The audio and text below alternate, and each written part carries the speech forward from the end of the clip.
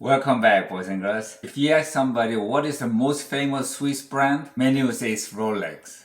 But for the gun lovers, it's K31. About a month ago, Gene Armory lent me his K11 and I did a review on it. And I was blown away with technologies that went in more than 100 years ago. And it was definitely ahead of its time.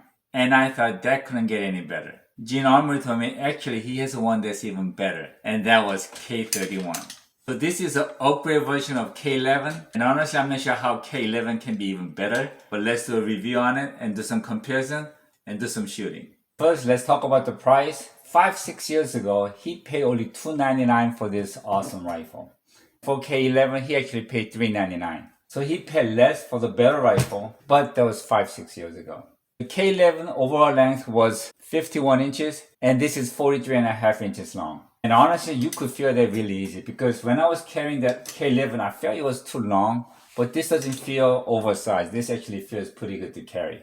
And barrel length on this rifle is 25.67 inches, and K11 was 33.3 inches. So it's about 8 inches shorter, and you could definitely feel it. And as for the sights, the front sight has a very unique adjusting system. You just have to tap it forward or backwards and they will move to the right or left. So that's really simple and easy.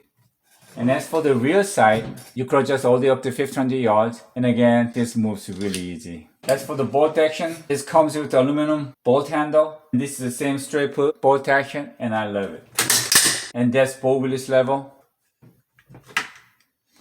Now, you probably noticed a big difference. In K11, this was much longer. And K31, this got a lot shorter. And my understanding is that this helps the accuracy. As for the weight, K31 weighs 8.82 pounds, whereas the K11 weighed 9.9 pounds. So this is about a pound lighter, and you could definitely feel it. On K11, I was really impressed with how easy it was to load the magazine. So let's check it with the K31 as well. Wow.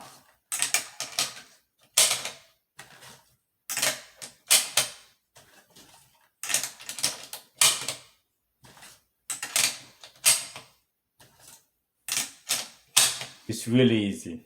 And one thing that I noticed in K11, it had a deep groove here. It was easier to enter the magazine, but this one does not have the groove, so you have to push it forward. That's a little inconvenient.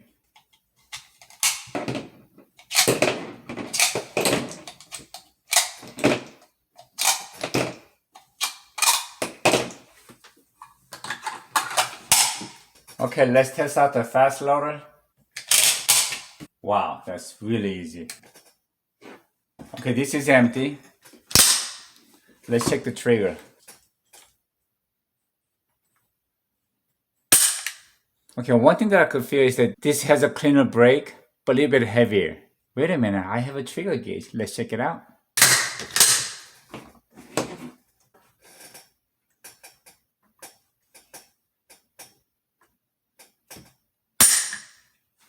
It's 4 pounds and 2 ounces.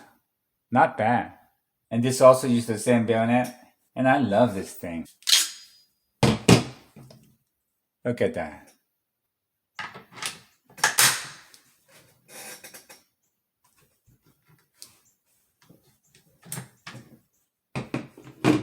I still have the same ammunition from my last review from K11. So this is commercial grade ammunition.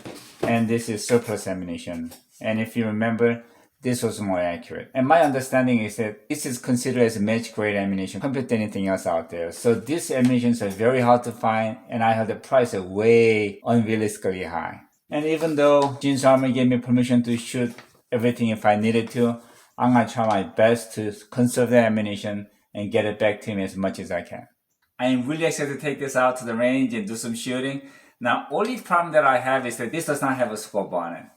And K11, I shot it with a scope, and as you've seen it, I was able to shoot about 1.5 inches at 100 yards. But Gene's Armory told me he didn't put a scope on this rifle because this was already accurate enough. Now that puts a little pressure on me because I have an aging eye and he doesn't, but that's my excuse. If I don't do well, that just kind of shows how bad shooter I am. But it is what it is. Let's hit the range and have some fun. But first, let's put on a recoil pad. But speaking of recoil pad, I also heard that if you remove this metal plate, there's a name of a soldier who this rifle was first issued to. So let's take a look. Wow, I really can't believe it. There really is a name in there. This is a plastic tag, and the name is Zach Alexander. I'm gonna put this back to where it was, and God bless him. The bench is 6 feet apart, so we don't have to wear the mask on the bench. I'm just gonna have it over my mouth. Okay, I did a review on K11, and now I got a K31, and I can't wait till I shoot this thing and see how it goes. Okay, this one does not have a scope, it's open sight, so I'm gonna start from 25. It's a right upper target. Got my bug eye, and I got my recoil pad.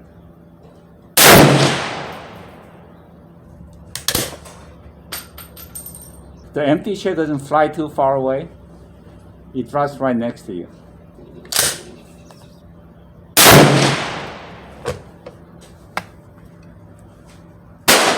Wow, bullseye at 25 yards. The trigger is a little bit heavier, but it's cleaner and still does have some pre-travel.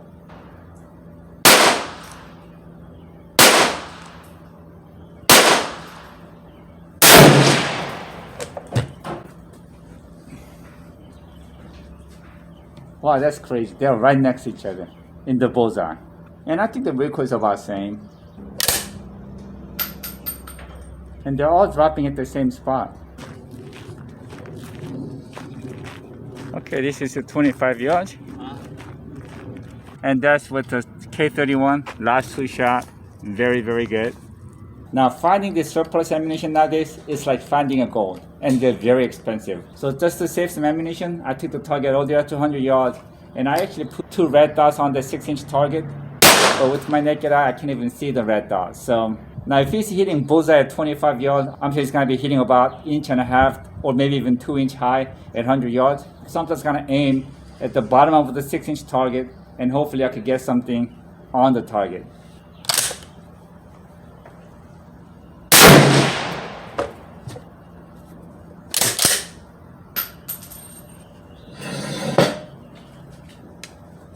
Well, surprisingly, I got it on the target. It's sitting at the edge of 8 o'clock, so let's take 2 more shots and see what happens.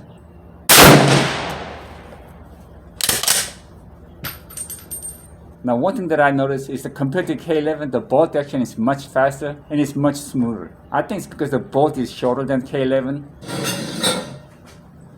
Wow, I almost hit a bullseye.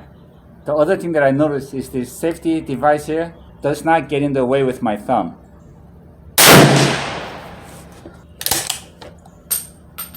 Empty. I can't believe my eyes. Last 2 shots, they're about 1.5 inches apart and right around the bullseye. It's almost funny how the empty shells always hit the same spot. Now take a look at the empty shells. They're all here. Gene's Armory must got this thing sighted in really well because I didn't make any adjustment, and I did 3 shots at 25 yards and 3 shots at 100 yards, and I'm done shooting already.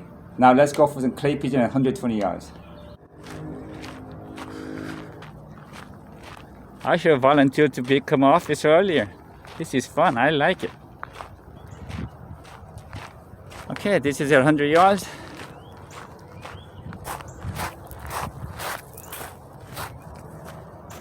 This is with K31. That was my first shot, second shot, and third shot. So that's really crazy. Okay, here's the last 2 shots. Now, first shot, I knew I was aiming a little low, but last 2 shots, I put it right here, and that's where I got it. And as I expected, it's only 1.5 inches. Actually, it's less than 1.5 inches. So that's pretty crazy. With open sight, rifle that's almost 100 years old, and me shooting with the aging eye. Well, I had a bug eye, but still. Okay, one thing that they did change on the magazine is that they got rid of the groove, so it's easier to take the ammunitions out. I actually kind of missed that. Now you got to push it forward to get it out. I am all by myself at the range, and I'm going to enjoy my wife's awesome salmon lunch and a coffee and do some more shooting. This is life. Okay, I had a nice lunch, and I'm going to try to shoot some clay pigeon at 120 yards. And this magazine holds 6 rounds. So I have 3 clay pigeons out, and I'm going to try to hit all 3 within 6 shots. Now the biggest obstacle is that my aging eye. And next thing is that I have to shoot about 3 inches low. I'm not sure if you can see it, but above number 8, there are 3 clay pigeons. I'm going to start from the top. Woo! That's a hit.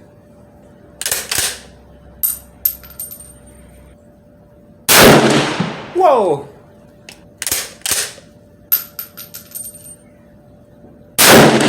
Whoa! 3 shot, 3 hit. Okay, I'm gonna try for the broken clay pigeon on the top.